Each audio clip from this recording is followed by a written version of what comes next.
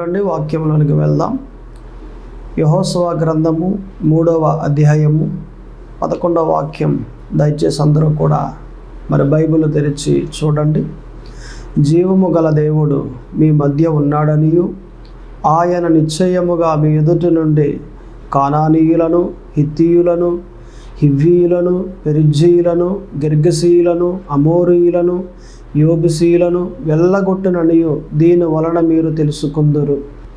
నిజానికి ఈ సందర్భం ఎక్కడ జరిగింది, ఎవరి మధ్యలో జరిగింది, ఎవరు మాట్లాడుతూ ఉన్నారు, ఎవరితో మాట్లాడుతూ ఉన్నారు అనేది ఒక్కసారి మనం చెప్పుకుంటే, ఇక్కడ మాట్లాడేది యెహోషువ. ఎవరితో మాట్లాడుతూ ఉన్నాడట? ఇజ్రాయేలీయులకు ఈ మాటను చెబుతూ ఉన్నాడు. అంటే దేవుని ప్రజలతో మాట్లాడుతున్న మాటలు ఇవి. ఈ మాట ఎప్పుడు జరిగింది అనేది మనం చెప్పుకుంటే, ఇజ్రాయేలీయులు వాగ్దాన దేశంలోనికి వెళ్ళే రోజున జరిగిన సందర్భం ఇది.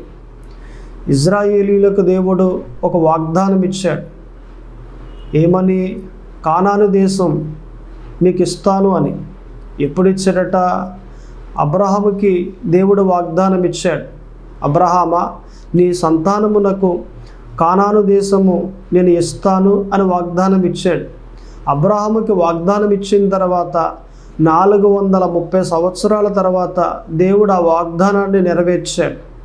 ఆ నెరవేర్చే రోజున అసలు ఏం జరిగింది, ఎలాగున అద్భుత కార్యం జరిగింది, ఎలాగున వారు వెళ్ళారు అనేది ఈరోజు మనం మాట్లాడుకోవచ్చు.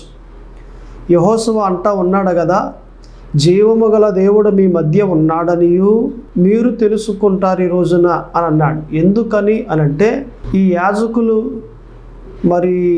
మందసాన్ని మోసుకుని యొర్దాను నది దాటి అవతలకు వెళ్తూ ఉన్నప్పుడు, వెళ్ళక ముందరే అలా అడుగు వేయగానే నీటిని అలా అరికాళ్ళు తగలగానే ఆ నీరంతా కూడా ఏకరాశిగా నిలబడిపోయింది. అంతేకాకుండా వీరు వెళ్ళడానికి ఒక దారి ఏర్పరచబడ్డది. అది చెమ్మగా కాదు, ఆరిన నేలగా. ఎర్ర సముద్రం దగ్గర మనం మాట్లాడుకుంటామే, దేవుని ప్రజలు ఆరిన నేల మీద వచ్చేటి టేపు కనేసి, అలాగున ఈ యొర్దాను నది అడ్డంగా చీలిపోయి ఈ దేవుని ప్రజలకు దారిగా ఏర్పరచబడ్డది. ఆ దారి ఆరిన నేలగా ఏర్పరచబడ్డది. ఆ దారి గుండా ప్రయాణమయ్యి వాగ్దాన దేశంలోనికి వెళ్ళిపోయారు. ఎవరు? ఇజ్రాయేలీయులు. వాగ్దాన దేశంలోనికి అటువైపుకు వెళ్ళిపోయారు. సరిగ్గా ఏ ప్రాంతంలో వెళ్ళారు అని అంటే, యెరికో పట్టణం దగ్గర వెళ్ళారు. ఇటువైపు అయితే పాలెంలో ఉన్నారు. హిత్తేము అనే ప్రాంతం నుండి బయలుదేరి సరిగ్గా యొర్దాను ఆ ఏటుకట్టు దగ్గరికి వచ్చి, ఆ ఏటుకట్టు దగ్గర వారు డేరాలు వేసుకున్నారు. ఆ పాలెం నుండి బయలుదేరి ఉదయాన్నే మందసం అలా బయలుదేరగానే దాని వెనక బయలుదేరి ఇజ్రాయేలీయులంతా వెళ్ళారు. దేవుడు ఎలాగైతే చెప్పాడో తన ప్రజలకు, అలాగున ఆ రోజున ఇజ్రాయేలీయులందరినీ కూడా వాగ్దాన దేశంలోనికి తీసుకుని వెళ్ళాడు. దేవుడు చెప్పింది చెప్పినట్లుగా ఆ వాగ్దానాన్ని నెరవేర్చాడు. అయితే అక్కడ ఏకరాశిగా ఆ నీళ్ళన్నీ కూడా నిలబడిపోయాయి కదా, పోగుబడిపోయాయి కదా. నీళ్ళన్నీ ఏకరాశిగా పోగుబడిపోయిన ఆ కార్యాన్ని చూసిన ఇజ్రాయేలీయులంతా కూడా ఒకటే అనుకున్నారు, దేవుడు మా మధ్యలో ఉన్నాడు అని. ఎందుకంటే అది ఏదో చిన్న కార్యం కాదు, కానీ ఒక అద్భుత కార్యం, ఒక అద్భుతమైన కార్యం. అంటే వాగ్దానంలోనికి వెళ్ళే ముందర ఒక కార్యాన్ని దేవుడు చేస్తాడు. ఆ కార్యం ఏటట? ఆ ప్రజలకు నీళ్లు ఏకరాశిగా ఉండిపోయాయి, పోగుపడిపోయాయి. అయితే ఈ కార్యాన్ని చూసినప్పుడు మీరు ఖచ్చితంగా నేను మీ మధ్యలో ఉన్నానని మీరు తెలుసుకుంటారు అని అన్నాడు. అంటే దేవుని ప్రజలలో దేవుడు ఉన్నాడు, దేవుడు ఉన్నాడు, మనలో కూడా దేవుడు ఉన్నాడు, దేవుడు మన మధ్యన ఉన్నాడు అని తెలుసుకునేది ఎప్పుడో తెలుసా? మనము వాగ్దానంలోనికి వెళ్ళేటప్పుడు దేవుడు మా మధ్యలో ఉన్నాడు అని మనం తెలుసుకుంటాం. ఒక అద్భుత కార్యాన్ని చూడగానే. ఈరోజు మన అంశం ఏంటంటే, మన టాపిక్ వాగ్దానంలోనికి వెళ్ళేవారు తెలుసుకోవలసినవి 3 మాటలు ఉన్నాయి. అందులో ఒకటి ఏంటి అంటే ఏమండి, మొదటి మాట, దేవుడు మన మధ్య ఉన్నాడని మనము తెలుసుకుంటాం. దయచేసి ప్రతి ఒక్కరూ కూడా మనం తెలుసుకోవాల్సిన ఈ మాటను గ్రహించిన వారే ఆయన మనలో ఉన్నాడు, ఆయన మన మధ్యన ఉన్నాడు, ఆయన మన మధ్యలో ఉండి మనల్ని నడిపిస్తూ ఉన్నాడు, ఆయన మనకి ఏది కావాలో అన్నీ చేస్తూ ఉన్నాడు, ఆయన కావలసినవన్నీ సమకూరుస్తూ ఉన్నాడు, ఆయన మమ్మల్ని వదిలేసి వెళ్ళిపోలేదు, ఆయన మాతో పాటే ఉన్నాడు ఆయన అని మనం తెలుసుకోవాలి. నిజానికి చాలామందికి కొన్ని డౌట్లు వస్తూ ఉంటాయి.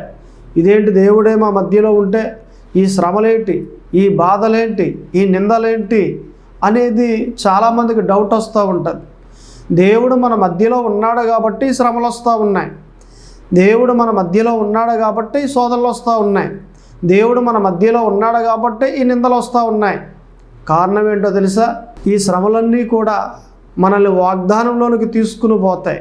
అసలు ఆ క్రైస్తవునికి శ్రమ ఎందుకు వస్తుంది? దేవుడు ఏదైనా ఒక పాఠం నేర్పేటప్పుడు శ్రమ గుండా తీసుకెళ్తాడు. దేవుడు ఏదైనా నేర్పించేటప్పుడు దేవుడు శోధన గుండా తీసుకెళ్తాడు. దేవుడు ఏదైనా ఒక పాఠం నేర్పితే నిందల గుండా తీసుకెళ్తాడు.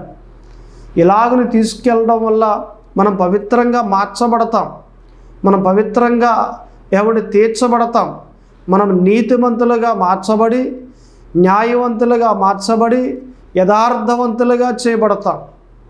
ఈ శ్రమల బట్టే చూడండి, ఒక కమ్మరివాని దగ్గరికి వెళ్ళి ఒక రాడ్ ఇచ్చామనుకోండి, ఇనప రాడ్డు, అతడు ఏం చేస్తాడట, ఆ కత్తిని తయారు చేసేటప్పుడు ఆ రాడ్ ఎందులో పెడతాడట?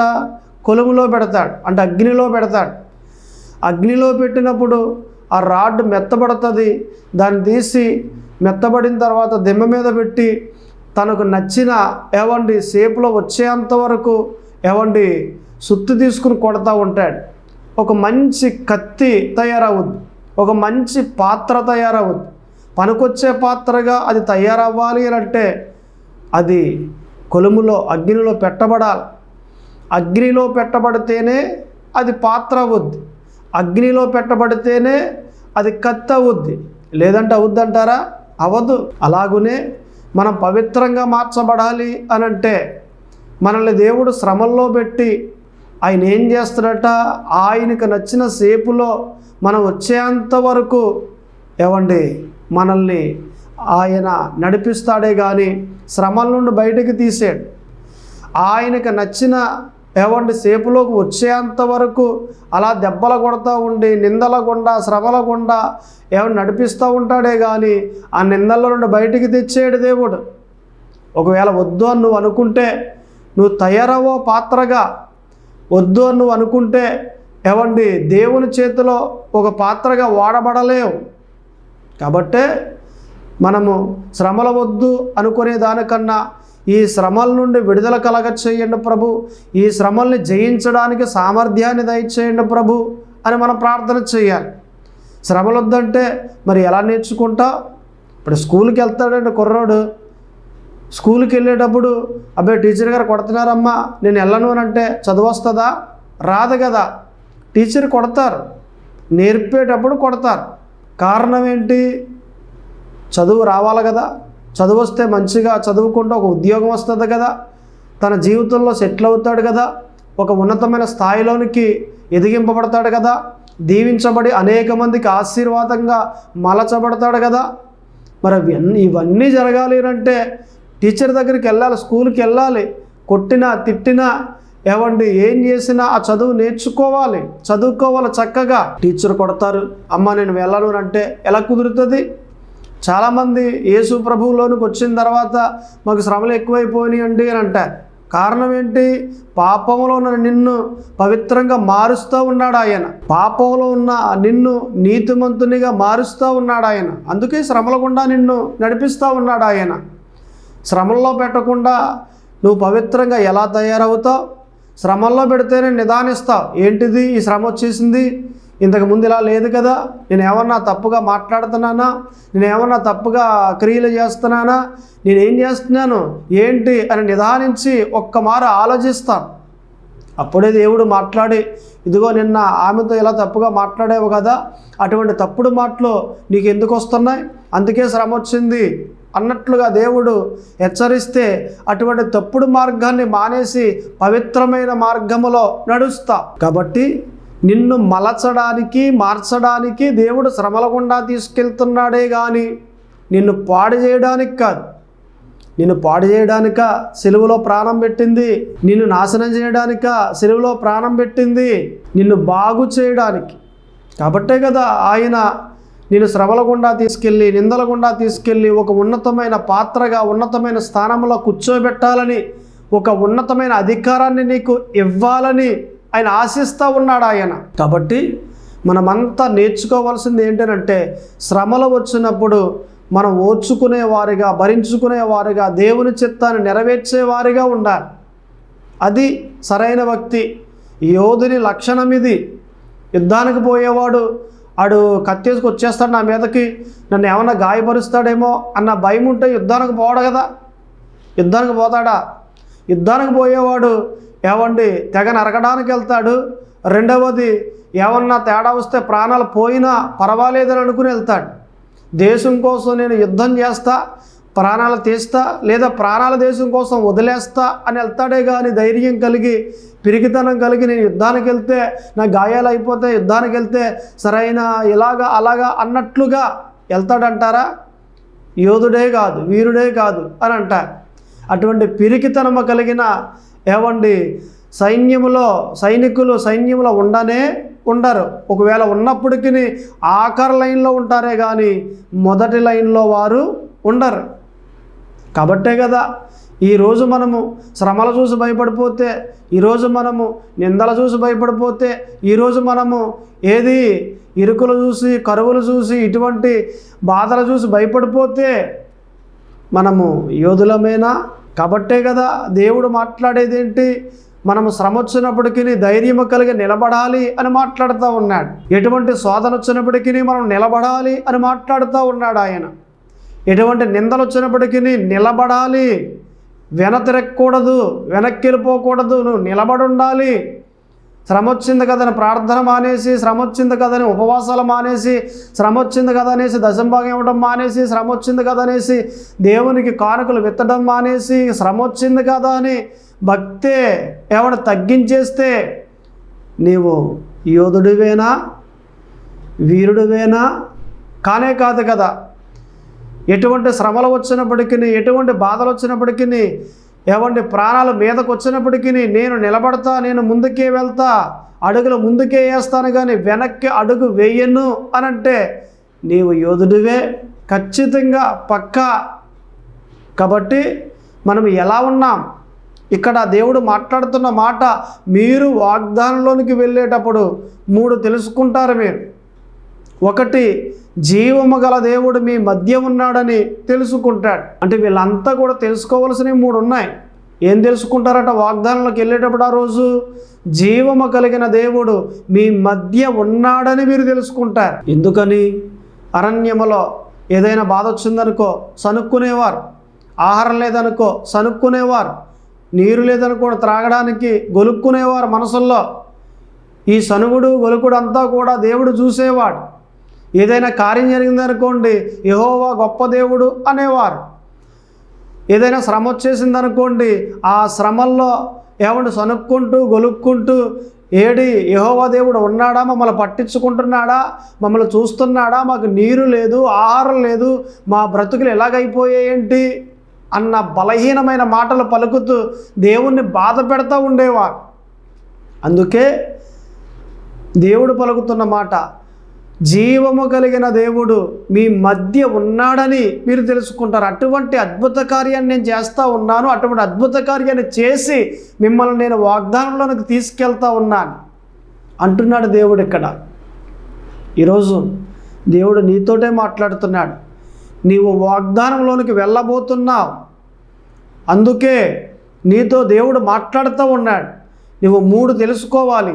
జీవము కలిగిన దేవుడు నీ మధ్య ఉన్నాడని నువ్వు తెలుసుకోవాలి. ఇక రెండవది మనం చూస్తే అక్కడే మనకు కనిపిస్తుంది, జీవము కలిగిన దేవుడు మీ మధ్య ఉన్నాడనియు అన్న తర్వాత ఆయన నిశ్చయముగా మీ ఎదుట నుండి కానానీయులను, హిత్తీయులను, ఇవ్వీయులను, పెరిజ్జీయులను, గిర్గిసీయులను, అమోరీయులను, యోబుసీయులను, వీళ్ళంతా ఎవరు?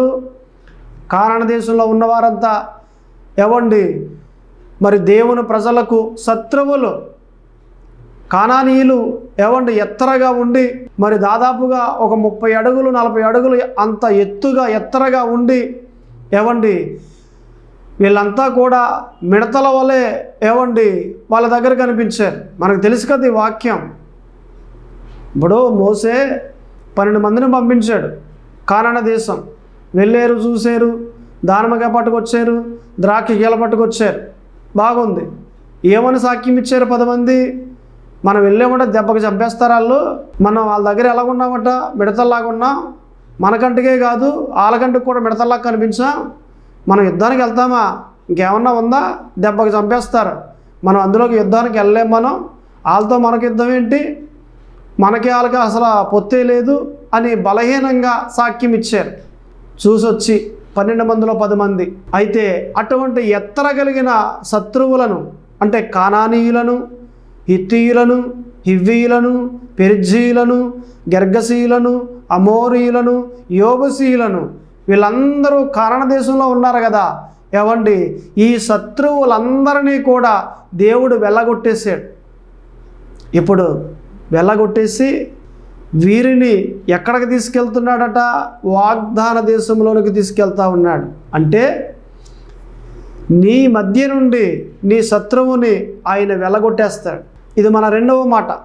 వాగ్దానంలోనికి వెళ్తున్న నీకు దేవుడు చెప్తున్న మాట ఏంటో తెలుసా? నీ శత్రువుని దేవుడు వెళ్ళగొట్టేస్తూ ఉన్నాడు. నువ్వు తెలుసుకుంటావు ఇది నీకు తెలుస్తుంది.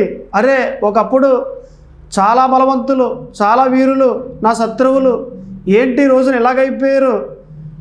ఏమైపోయారు? బలహీనపడిపోయారు కదా. నా ముందర మిత్రులుగా మారిపోయారు కదా. నా ముందర ఏది మాట్లాడకుండా మౌనమైపోయారు కదా అని నువ్వు తెలుసుకుంటా. నీ మీద ఉన్న శత్రుత్వాన్ని వారి మనసుల్లో నుండి తీసేస్తాడు దేవుడు. వారంతా కూడా నీకు మిత్రులుగా మార్చబడతారు. కానీ ఏవండి? నిన్ను ద్వేషిస్తూ ఉండి కానీ, లేదా నీ మీద మాటలంటూ ఉండే కానీ, అలాగున నిన్నేమాత్రం బాధ పెట్టేవారుగా నీ శత్రువులు ఇక మీదట ఉండరు. శత్రువులు మిత్రులైపోతారు ఇక మీదట.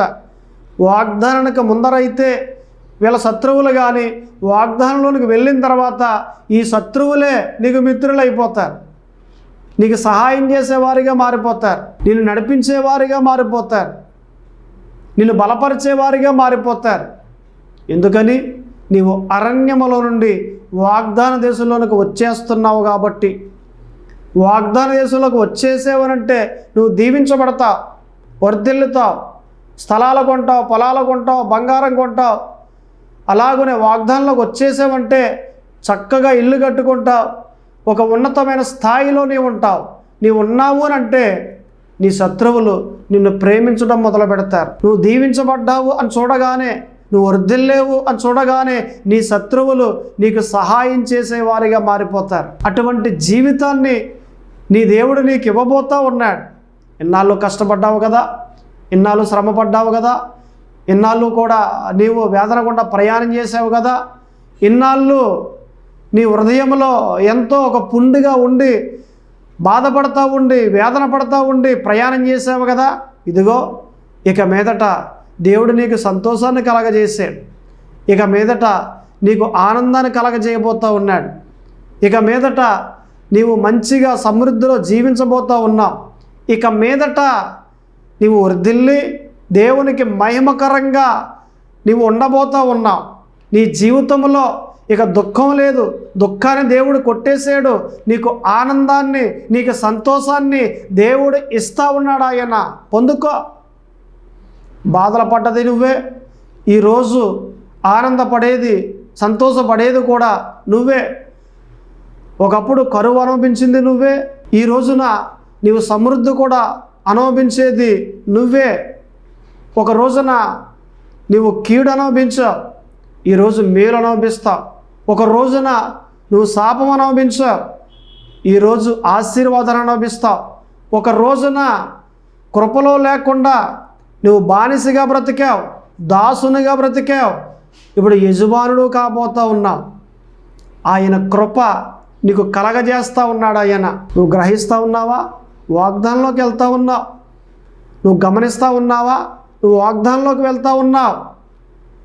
అందుకే నీవు వాగ్దానంలోకి వెళ్ళేటప్పుడు తెలుసుకోవలసినవి 3 ఉన్నాయి. అందులో ఒకటి, జీవము కలిగిన దేవుడు నీ మధ్య ఉన్నాడని నువ్వు తెలుసుకోవాలి. రెండవది, నీ శత్రువులను దేవుడు వెళ్ళగొడతాడని నువ్వు తెలుసుకోవాలి. మిత్రులుగా మారిపోతారు నీ శత్రువులు, నీకు సహాయం చేసేవారిగా మారిపోతారు నీ శత్రువులు. అటువంటి జీవితాన్ని నీకు నా దేవుడు ఇవ్వబోతూ ఉన్నాడు. అలాగునే ఇంకా మనం ఆలోచన చేస్తే ఇదే 2వ వాక్యములో, ద్వితీయోపదేశ కాండము 6వ అధ్యాయము 18వ వాక్యం, నీ ఎదుటి నుండి నీ సమస్త శత్రువులను వెళ్ళగొట్టెననియు అని అన్నాడు. అంటే శత్రువులను అందరినీ దేవుడు ఏం చేస్తాడట? వెళ్ళగొడతాడు. సమస్త ఎవ్రీథింగ్, అందరూ కూడా వెళ్ళిపోతారు. ఇక నీ జీవితంలో నీ శత్రువులు ఉండరు. ఆఖరికి నీలో ఉన్న రోగం కూడా అపవాదికి అధికారం ఇవ్వబడితే ఆ అపవాది నీలో ఒక రోగాన్ని పెట్టాడు. ఇప్పుడు ఆ రోగాన్ని కూడా దేవుడు ఏం చేస్తున్నాడట? నువ్వు వాగ్దానంలోకి వెళ్ళేటప్పుడు నీలో ఉన్న రోగాన్ని దేవుడు తీసేస్తూ ఉన్నాడు. నీలో ఉన్న రోగం ఇప్పుడు పోతూ ఉన్నది. నీలో ఉన్న రోగం దేవుడు తీసేస్తూ ఉన్నాడు. నీకు ఆరోగ్యం కలుగుతూ ఉంది, నీకు స్వస్థత కలుగుతూ ఉంది. ఇప్పుడు నీవు ఆరోగ్యవంతునిగా, నీవు దేవుణ్ణి మెప్పించే వ్యక్తిగా, నీవు దేవునికి మహిమకరంగా నడుస్తూ ఉండి నీవు వాగ్దానంలోనికి అడుగు పెట్టబోతా ఉన్నావు. ఈరోజు నీవు వాగ్దానంలోనికి వెళ్ళే రోజు దగ్గర పడ్డది అని నీకు తెలియజేస్తూ ఉంది. నీకు వాగ్దానం అతి దగ్గరగా ఉంది. వాగ్దానం అయితే పొందుకున్నావు, కొన్ని సంవత్సరాలే అయిపోయాయి. వాగ్దానం నెరవేర్పు అనేది చూడలేకపోతున్నావు. సంవత్సరాలు గడిచిపోతున్నాయి, కానీ దేవుని వాగ్దానం నీ జీవితంలో నెరవేర్చబడట్లేదు అని బాధపడుతున్నావు కదా, ఆలోచన చేస్తూ ఉన్నావు కదా. అయితే నీవు వాగ్దానంలోనికి వెళ్తున్నావు. వాగ్దానము అతి దగ్గరగా ఉంది. నీవు అడుగుపెట్టి దీవించబడి దేవునికి మహిమకరంగా నడవబోతూ ఉన్నావు. అలాగనే ఇక మనము 3వ మాటలో కూడా వెళ్ళినట్లయితే, ద్వితీయోపదేశ కాండము 8వ అధ్యాయము 17వ వాక్యం, అయితే మీరు మా సామర్థ్యము, మా బాహుబలము, ఇంత భాగ్యము మాకు కలగజేసినని అనుకుందురేమో అని మోసే ఇశ్రాయేలుకి చెప్తూ ఉన్నాడు. మోసే మాట్లాడుతున్న మాట ఇది. అయితే ఏమనుంది అక్కడ? మా సామర్థ్యము, మా బాహుబలము, ఇంత భాగ్యము మాకు కలగజేసినని అనుకుందరేమో. అంటే వాగ్దానంలోకి వెళ్ళిన తర్వాత మా బలాన్ని బట్టి వాగ్దానంలోకి వచ్చాం అనుకుంటారేమో, కానే కాదు. వాగ్దానంలోకి వెళ్ళిన తర్వాత మా బాహుబలాన్ని బట్టే మేము వచ్చాం అనుకుంటారేమో, కానే కాదు. మరి ఎలా వచ్చారు మీరు వాగ్దానంలోనికి? ఆయన కృపను బట్టి, మన క్రియలను బట్టి కాదు. మనం చేసిన ప్రార్థనలు బట్టి వాగ్దానంలోకి వెళ్ళలేం. మనం చేసిన మంచి క్రియలను బట్టి వాగ్దానంలోకి వెళ్ళలేం. మనం ఒక వ్యక్తి వాగ్దానంలోనికి వెళ్ళాడు అంటే అది దేవుని కృపను బట్టి మాత్రమే. కాబట్టి దయచేసి మీరు 3వది ఏం తెలుసుకోవాలో తెలుసా? వాగ్దానంలోకి వెళ్ళేటప్పుడు ఆయన కృపను బట్టే వాగ్దానంలోకి నేను వెళ్తున్నాను అని తెలుసుకోవాలి. నేను చేసిన క్రియలను బట్టి కాదు, నేను చేసిన ప్రార్థన బట్టి కాదు, నేను చేసిన ఉపవాసాలను బట్టి కాదు, నేను చేసిన మంచి క్రియలను బట్టి కాదు అనేసి మీరు తెలుసుకుని ఆయన కృపను బట్టే అని మీరు గ్రహించాలి. ఇది 3వది. దయచేసి వాగ్దానంలోనికి వెళ్ళేవారు తెలుసుకోవలసినవి 3. అందులో ఒకటి, దేవుడు మన మధ్య ఉన్నాడని మనం తెలుసుకోవాలి. అందులో 2వది, శత్రువులను వెళ్ళగొడతాడని తెలుసుకోవాలి. అందులో 3వది, కృపను బట్టి తీసుకుని వస్తాడని మనం తెలుసుకోవాలి. దేన్ని బట్టట? కృపను బట్టి. అందుకే ఎన్ని శ్రమలు వచ్చినా, ఎన్ని బాధలు వచ్చినా వాగ్దానంలోకి వెళ్ళేంతవరకు జాగ్రత్తగా ఓర్చుకుంటూ, సహించుకుంటూ, భరించుకుంటూ మనం ప్రయాణం చేస్తే మన జీవితాలన్నీ బాగుంటాయి. అంతేగాని శ్రమ వచ్చినప్పుడు ఏంటిది, ఈ బాధ ఏంటి, ఈ రోదన ఏంటి అనేసి భక్తి మానేసేవారిగా ఉంటే నువ్వు ఎలాగెళ్తావు వాగ్దానంలోనికి? వాగ్దానం జరిగిపోతూ ఉంటుంది, ముందుకి వెళ్ళిపోతూ ఉంటుంది. ఇప్పుడు ఇజ్రాయేలీలు 11 రోజుల్లో ఐగుప్తు దేశంలో ఉన్న వారంతా కూడా ఏమంటే కనాన దేశం వచ్చేయగలుగుతారు. కానీ 40 సంవత్సరాలు పట్టింది. కారణం ఏంటి? వీరు ఏమండి దేవుణ్ణి నమ్మలేదు, పవిత్రంగా జీవించలేదు, సనుక్కుంటూ గొలుక్కుంటూ దేవునికి వ్యతిరేకంగా ఉన్నవారే కనిపించారు. కానీ దేవుని మెప్పించే వారిగా, దేవుని సంతోషపెట్టే వారిగా, నీతిమంతులుగా తీర్చబడలేదు. కాబట్టే 40 సంవత్సరాలు పట్టింది. దయచేసి మనమంతా కూడా ఒకదాన్ని గ్రహించాలి. దేవుని కృపను బట్టి మనము వాగ్దానంలోకి వెళ్తున్నాము అని గ్రహించాలి. ఆయన కృప అంటే ఏంటి? ఉచితం. ఇప్పుడు ఒక 10 మంది పనిలోకి వెళ్ళారు రైతు దగ్గరికి. సాయంత్రం పూట పని అయిపోయింది, రైతు దగ్గరికి 10 మంది వెళ్ళారు. అందులో 90 కూలీ తీసుకున్నారు. 500 కూలీ తీసుకుని వెళ్ళిపోయారు. ఒకడు మట్టికి అక్కడే ఉండిపోయాడు. ఏవయ్యా నీకు వద్దా కూలీ అన్నాడు రైతు. అయ్యా మీతో మాట్లాడవలసిన మాట ఉందండి, అందుకే ఆగానండి అని చెప్పాడు. ఏంటి మాట ఏంటి? ఏమీ లేదండి, నాకు 5 లక్షలు అప్పు ఉందండి. నిన్న చనిపోదాం అనుకున్నాను నేను, అయితే చనిపోయేటప్పుడు ఒక తలంపు వచ్చిందండి నాకు. మిమ్మల్ని కలిసి అప్పుడు చనిపోవాలని నేను ఆ తలంపు కలిగి మీ దగ్గరికి ఈరోజు పనిలోకి వచ్చానండి. అయితే దయచేసి నా గురించి మీరు ఆలోచన చేయండి అని వెళ్ళి కాళ్ళ మీద పడ్డాడు. ఆ రైతు ఆలోచన చేసి నీకు ఎన్ని లక్షలు ఉన్నాయి అప్పు అని అన్నాడు. 5 లక్షలు అండి అన్నాడు. ఓకే అనేసి వాళ్ళందరినీ నా దగ్గరికి తీసుకురా అన్నాడు. తీసుకొచ్చాడు. తీసుకుని వస్తే 5 లక్షలు కూడా వాళ్ళందరికీ సరిపెట్టేసి నువ్వు చావక్కర్లేదు, ₹1 కూడా నాకు ఇవ్వక్కర్లేదు, నువ్వు వెళ్ళిపో అని పంపించేసాడు. కూలీ అయితే 500, కృప అయితే 5 లక్షలు. నిజానికి ఆ రైతు ఎవరు? యేసు ప్రభు. మనము అలాగున మాట్లాడుకుంటే యేసు ప్రభు రైతు, ఈ కూలీ ఎవరు? మనము. ఒక్కసారి గ్రహించండి. యేసు పాదాల మీద పడితే కృపను బట్టి ఎంతో ఆశీర్వాదం వస్తుంది. యేసు పాదాల మీద పడితే ఎంతో దీవెన కలుగుద్ది. కానీ ప్రతిఫలం కోరుకుంటే కష్టపడతాం, ప్రతిఫలం వస్తుంది, అది కేవలం 500. కానీ దేవుని కృప మన మీద కానీ పడితే అది 5 లక్షల విలువ. అంటే ఎంతో కొన్ని రెట్లు ఎక్కువ. ప్రతిఫలం వేరు, కృప వేరు. ఆ కృపే ఈరోజు మనల్ని వాగ్దానంలోకి తీసుకెళ్తా ఉంది. నీవు చేసిన ప్రార్థన బట్టి కదా నీకు వచ్చిన ఆశీర్వాదం, నువ్వు చేసిన ఉపవాసాలను బట్టి కదా నీకు వచ్చిన ఆశీర్వాదం. నువ్వు దీవించబడ్డావంటే, నువ్వు వర్ధిల్లేవంటే, ఒక ఉన్నతమైన స్థాయిలోకి వచ్చేవంటే, ఇంత మంచి అధికారంలో ఉన్నావంటే ఇది కేవలము దేవుని కృపే కానీ నీ క్రియ కాదని తెలుసుకోవాలి. కాబట్టి వాగ్దానంలోకి వెళ్ళే మీరు దయచేసి 3 తెలుసుకోవాలి. 1, దేవుడు మన మధ్య ఉన్నాడని తెలుసుకోవాలి. 2, నీ శత్రువును వెళ్ళగొడుతున్నాడని తెలుసుకోవాలి. 3, కృపను బట్టి వాగ్దానంలోకి వచ్చామని తెలుసుకోవాలి. దయచేసి మరి కళ్ళు మూసుకొని ప్రార్థన చేసుకుందాం. దేవుడు మిమ్మల్ని దీవించునుగాక. ప్రార్థన. పరిశుద్ధుడా దేవ తండ్రి, ప్రభువా యేసు క్రీస్తు అయ్యా, ఇదిగో ప్రభువా, ప్రార్థన చేస్తూ ఉండగా మీ కృపాక్షేమములు మెండుగా కలగజేసి ప్రభువా మా అందరినీ బలపరిచి నడిపింపచేయండి. నిజమే ప్రభువా, మేము వాగ్దానంలోకి వెళ్ళేటప్పుడు ఏమి తెలుసుకోవాలో ఈరోజు క్లియర్గా మాకు తెలియజేశారు ప్రభువా. అవన్నీ మేము గ్రహించాం ప్రభువా, అవన్నీ కూడా మేము తెలుసుకున్నాం ప్రభువా. 100 స్తోత్రములు. మీరు మా మధ్యన ఉన్నారని తెలుసుకున్నాం, మా శత్రువులు వెళ్ళగొట్టారని తెలుసుకున్నాం, మీ కృపను బట్టే వాగ్దానంలోకి వచ్చామని తెలుసుకున్నాం ప్రభు. అయ్యా మమ్మల్ని జ్ఞాపకం చేసుకోండి, మా బిడ్డల జ్ఞాపకం చేసుకోండి, మా సమస్యల జ్ఞాపకం చేసుకోండి. మీ కృపను బట్టి మా అందరిని దీవించి బలపరచమని యేసు క్రీస్తు నామమున అడుగుచున్నాము తండ్రి. ఆమేన్.